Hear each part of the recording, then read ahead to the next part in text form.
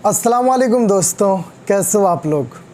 इस वीडियो में मैं आप लोग को बताने वाला हूँ कि माल्टा के लिए ख़र्चा कितना होता है। ये सवाल मेरे को इतना ज़्यादा करते हैं लोग कि मैं बता नहीं सकता हूँ, और ये सवाल करना भी जायज़ है, क्योंकि यूरोप जॉब के लिए अगर कोई अप्लाई करना चाहता है तो जाहिर सी बात है, पहले तो पैसा जानना ही पड़ेगा। अगर वो नहीं जानेगा तो बंदा तैयारी कैसे करेगा। तो चलिए इस वीडियो में पूरा A to Z एक्सप्लेन करने का कोशिश करूँगा, और साथ में ये भी रिक्वेस्ट करूँगा कि ये वीडियो देखने के बाद, मेरा काम कराने का तरीका को जानने के बाद, बाकी आसपास में जितना भी जानने वाला एजेंसी है उनसे भी आप लोग ज़रूर बात करना कि वो लोग किस तरीके से काम कराते हैं, कितना वो लोग पैसे लेते हैं और उनका काम कराने का तरीका क्या है। तो बिना देरी किए हुए चलिए वीडियो को स्टार्ट करते हैं। देखिए, अभी तक मेरे थ्रू मैंने कई लोगों का काम किया हुआ है। कुछ रीज़न से मैं उनका नाम और उनको आप लोगों के साथ में शेयर नहीं कर पाता हूँ, क्योंकि वो लोग ज़्यादातर सऊदी अरब से ही हैं। यहाँ पे ऑलरेडी वो काम कर रहे हैं, और आपको पता होगा यहाँ पे रूल क्या है। जो कॉन्ट्रैक्ट है वो कॉन्ट्रैक्ट में जाना पड़ेगा, प्लस टांग खींचने वाले लोग भी बहुत हैं। इस वजह से उनको अभी फ़ेस टू फेस में सामने नहीं कर पा रहा हूँ। और मैं ज़्यादा दिन से काम भी नहीं कर रहा हूँ माल्टा का, 5-6 महीने से ही करना स्टार्ट किया। देख लीजिए, कुछ दिन में धीरे धीरे सब जब जाएंगे ना उधर, उसके बाद पता चल जाएगा जिनको डाउट होता है मेरे ऊपर।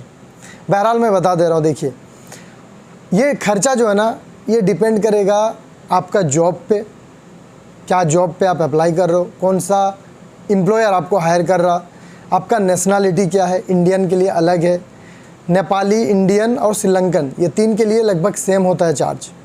बांग्लादेश के लिए थोड़ा ज़्यादा लगता है, पाकिस्तान के लिए भी ज़्यादा लगता है। कितना लगता है वो भी मैं बता दूंगा, और प्रोसेस भी बता दूंगा कि कब कब आपको पैसा लगता है।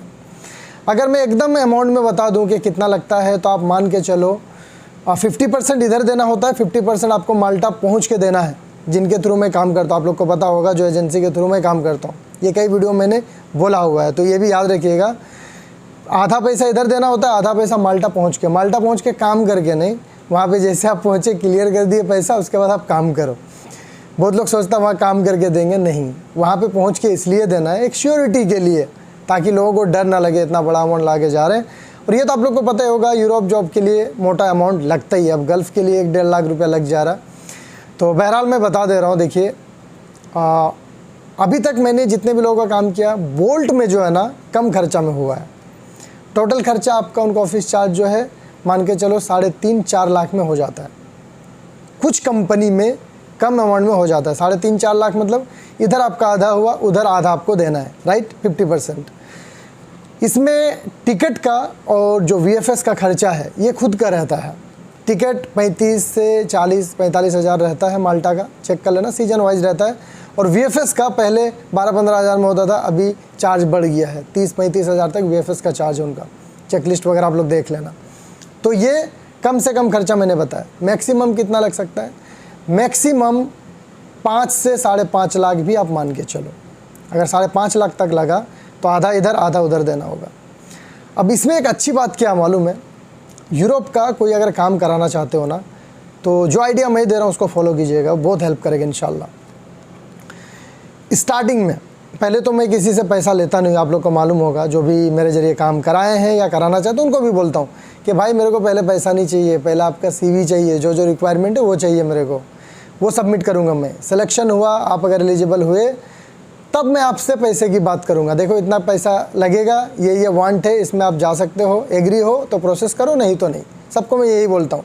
कोई मेरे को नहीं बोल सकता कि शानूर भाई तुमने 10,000 या 15,000 भी लेके रखा हुआ है कि तुम्हारा काम कर दूंगा बोल के, ऐसा मेरा नेचर नहीं है, ठीक है। अब क्योंकि यूरोप का जॉब मिलना इतना आसान है नहीं, काम लेट से होता है, आप लोग को मालूम होगा, टाइम लगता है प्रोसेस में, वांट भी जल्दी जल्दी आता नहीं है।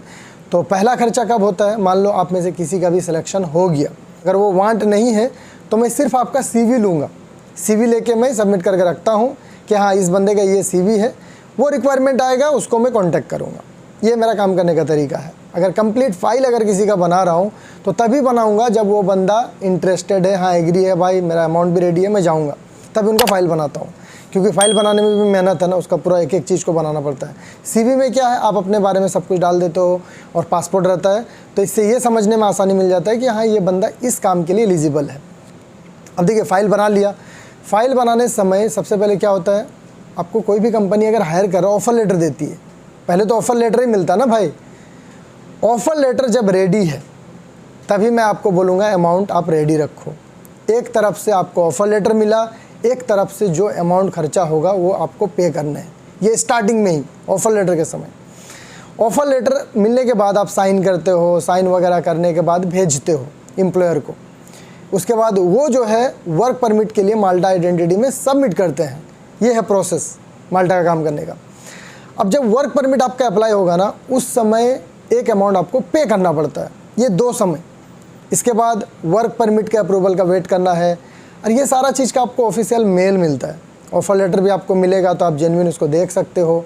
उसके बाद जब वर्क परमिट के लिए सबमिशन होगा आपका, तो आप माल्टा आइडेंटिटी का वेबसाइट में जाकर उसको वैलिडेट भी कर सकते हो। ऑफिशियल आपको कंफर्मेशन के लिए मेल आएगा, आप मेल चेक करना, वहाँ पे लिंक रहेगा माल्टा आइडेंटिटी का, वहाँ पे जाके आप वेरीफाई कर सकते हो।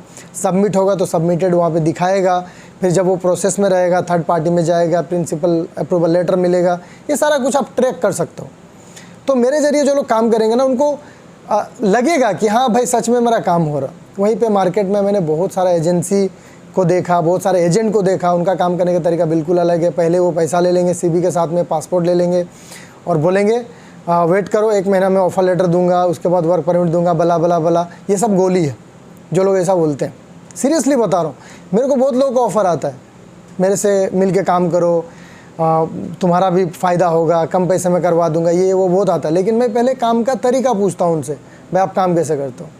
अगर वो जेन्युइन तरीके से काम कराएंगे तभी मैं उनसे काम करता हूँ, नहीं तो नहीं करता हूँ। और जो लोग पढ़े लिखे हैं वो लोग अच्छे से समझ जाएंगे ये सारा चीज़ को, कि ये एक सीक्वेंस में काम हो रहा, जेन्युइन तरीके से काम हो रहा। चलिए, मान लो किसी में से आपका ऑफ़र लेटर आया, वर्क परमिट के लिए भी सबमिशन हुआ। वर्क परमिट आने में कितना टाइम लगता है? स्टार्टिंग में ऑफ़र लेटर और वर्क परमिट सबमिशन, इसमें टाइम ज़्यादा नहीं लगता है, क्योंकि जब वीज़ा रेडी रहता है, जो वांट रहता है, तभी मैं हायरिंग करता हूँ। तो 1 हफ्ते के अंदर आपका ये काम हो जाएगा। इसलिए तो मैं दावे के साथ चैलेंज करके लोगों को बोलता हूँ कि मेरे पास आओ, जब वांट रहता है तभी बोलता हूँ मेरे पास आओ, सामने अमाउंट पे करो, जो मैं टाइम दूंगा हफ्ता 10 दिन, उतने दिन के अंदर अगर वर्क परमिट के लिए सबमिशन नहीं हुआ, पैसे वापस लेके जाओ। इतना गारंटी से कौन काम करेगा? जो जेन्युइन काम करते हैं वही लोग करेगा, नहीं तो सब कोई नहीं कर सकता ये चीज़। और कितने लोग एग्जांपल मैंने दिया भी हुआ है, कितने लोगों के साथ में स्कैम हुआ, फ्रॉड हुआ है। बहरहाल 1 हफ्ते में आपका वर्क परमिट सबमिशन हुआ। वर्क परमिट आने में कितना टाइम लगता है? मिनिमम किस्मत अच्छा रहा 20-25 दिन, 1 महीना में भी आ सकता है। मैक्सिमम 75 दिन, 2.5 महीना, 2.25 महीना तक भी टाइम लगता है। मेरा वर्क परमिट आने में कितना टाइम लगा था? 2 महीना, 5 दिन, 6 दिन ऐसा लगा था। तो अब जो है स्टार्टिंग के अमाउंट पे करने के बाद ये 1.5-2 महीना आपके पास टाइम मिल जाता है। ये टाइम में आप क्या कर सकते हो? बाकी अपना जो काम है उसको कंटिन्यू रखो आप लोग। मैं इसलिए बोलता हूँ जॉब छोड़ के अप्लाई नहीं करना है, जॉब कंटिन्यू रख के आपको अप्लाई करना है, ताकि आपका बैलेंस मैनेज होते रहे। अब जब वर्क परमिट आया, वर्क परमिट आने के बाद वो सिंगल वर्क परमिट होता है ना, वो आने के बाद 6 महीना आपके हाथ में टाइम है। 6 महीने में कभी भी जाइए VFS में और माल्टा का वीज़ा के लिए पासपोर्ट सबमिशन कीजिए। कितना दिन टाइम मिला? 6 महीना। वो 6 महीने में मान लो कोई 3 महीना बाद गया, कोई 2 महीना, कोई 4 महीना बाद गया, तो इतना दिन वो काम करके और भी पैसे जमा कर सकता है।